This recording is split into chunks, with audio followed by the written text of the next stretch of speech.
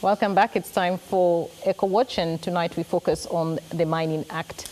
Of course, this coming at a time when we have seen a very sad incident in which 6 miners perished in Makalda mines in Migori County, of course, after the mine collapsed.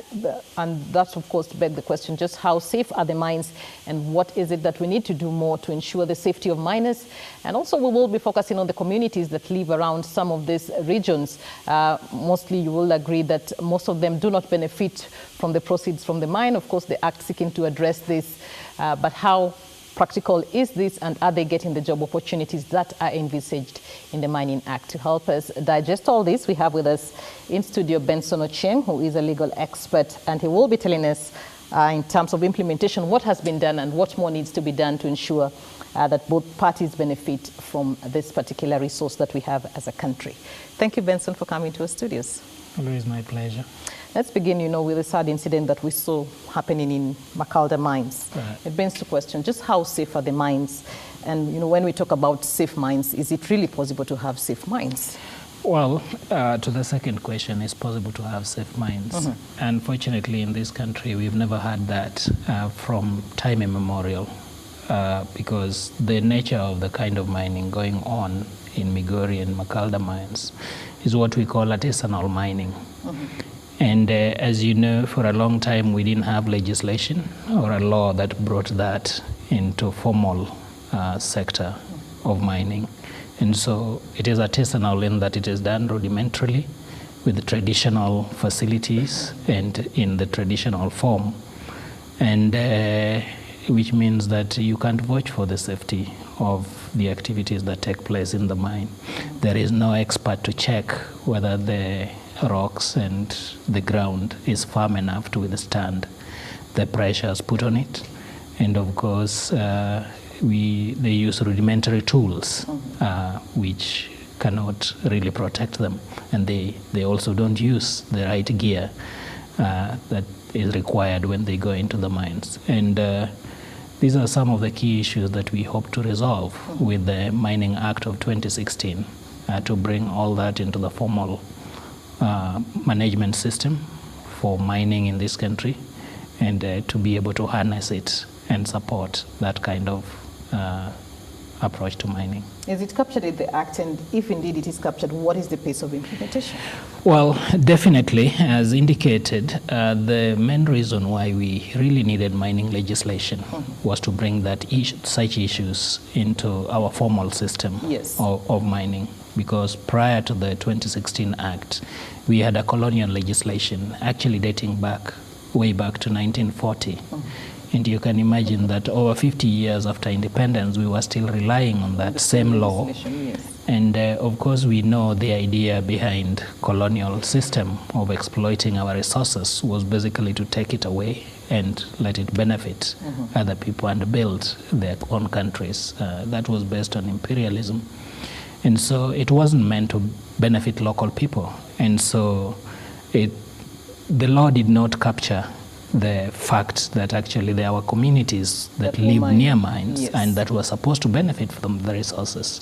So the whole idea was to commercialize it, to exploit it for the big fish or the big men or whoever, whatever one wants to call them. But it was definitely not meant for the local mwananchi, what we call Wanjiku. So they were a forgotten lot, and so the law did not envisage them. And that is why come 2016, we felt that they should be part and parcel of the economic planning around mining. And so we enacted that legislation. And artisanal mining and small-scale mining are well provided for in that new legislation. But our communities are adhering to this law because we are still seeing what we saw before even the Act came into play. Well, the Act still remains largely unimplemented, as is the case with complex or very comprehensive laws of this nature. They are implemented through regulations, or as we say in law, the regulations are the handmaiden of the substance of the law. So given that it was passed in 2016 to date, we are still grappling with putting in place the required regulations which are supposed to ensure that the specific provisions of the Act are implemented. And just as an example, the main issue we are talking about here is health and safety of the mines. And we are yet to actually even do draft of the regulations to deal with health and safety. Why is that? And it's 2 years on, if I could count 2016, 2017, and maybe half of 2018, 1.5 years. To the credit of the institutions responsible, and that is the Ministry of Mining, the Act envisages the need for about 20 or so different sets of regulations. And as we are talking now, 14 of them are in place. One may raise an argument or question why we did not start with the most immediate ones, health and safety regulations. Yes. But at least it's also good to recognize that all these things are priorities, one time or another. They are as important as, one is as important as the other, because some of the ones we have dealt with are dealing with questions of licensing, which is very important if we really want to invest in the mining sector, and of course issues of sharing, benefit sharing. That is revenue between the communities and the miners. Yes, of course the law, under the Constitution, we envisaged that we would have legislation that defines benefit sharing arrangements between communities, county government, and national government. And as you know, that has not been done. So the benefit sharing bill that one time came before the Senate has not been passed to date. But generally, under the Mining Act, there is provision for sharing of benefits. Of course, now it is about 10%. Yes, is now well known that is in the ratios of 70, 20, and 10, where 10 goes to community, 20 goes to the county government, and of course 70% to the national government. So in your perception, is the 10% sufficient for the community? Are they benefiting adequately? Because that has always been a subject of contention, that this resource is within our community. We're the least beneficiaries. We don't see development, and ironically those who work in the mines remain the poorest. Well, it's always a question of what is sufficient, and that one is difficult to answer. That is important to observe or point out that actually the 2070-10 was agreed, and this is one of the legislation that went through a lot of public consultation as required under the Constitution in Article 10. One of the principles of governance in this country is public participation. The fact that that legislation went through that process and it was agreed that those are the ratios for dividing revenue that comes from mining, I think is an important thing to take into account when we are talking of whether it is sufficient or not. As is the case with such legislation, it goes through public consultation. Not everyone gets what they want, but at least if people agree on something, then it should be implemented. So the important questions we should be asking now is whether we have the right mechanism in place to ensure that communities will get the 10% and that it will be used appropriately. So are the regulations for this in place? Well, not yet. We haven't defined fully how that 10% is going to be distributed. A lot of proposals have been made, but it's important to point out that we don't necessarily need to reinvent the wheel, because there are good examples of best practices from elsewhere in the world where the communities have really benefited. And a case that I like pointing out is like in South Africa. There is this traditional community, the Bafokeng, which in 2010, when we were watching the World Cup from South Africa, you know that one of the most modern stadia where the World Cup was actually being hosted was this stadium built by this traditional community. And they built it from resources from mining of platinum, which were found in their backyard at the Bafokeng Nation. So it is very possible that there could be mechanisms through which these communities could harness such resources. An important mechanism examples within the Kenyan framework? No, not exactly. We haven't had experience with sharing benefits as defined in law, and we haven't had a very formal organized system for sharing resources. But of course, one thing's of a well-organized community, probably with a registered company, registered in trust or as a trust, and one that can be an investment vehicle for sharing of the resources that come from mining.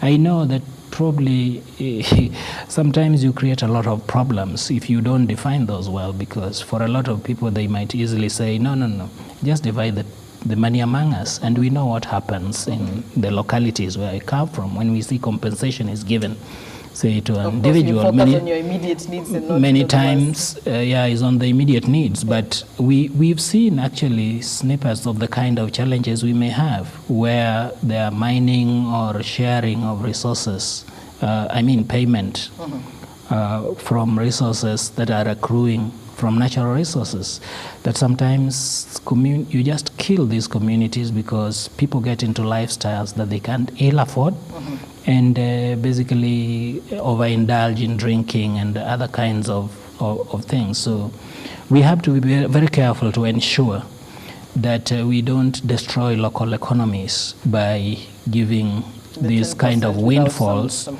because in mining we normally call it the Dutch disease, which can easily occur when people think there is easy money that is coming. You kill other economic sectors because people then all focus on mining, and we've seen this destroy many countries. In Nigeria, we know very well that this is a country that is very fertile and has got very rich soil with very good rain. But part of the reason that the country can't always provide enough food, a lot of its food is important, is because the oil sector took over everything, and people sat on their laurels thinking that money will come. Those are the kind of things that we should avoid, and this is the kind of debate that often arises when we are talking about capping the amount of money that is paid to local communities or to counties. And you know that this is a very hot debate currently, particularly in terms of sharing revenues from petroleum. All right, so even as you talk about that debate, the Act also talks about employment opportunities for the locals. Right. And we've seen incidences where locals have felt that they have been left out and foreigners brought in.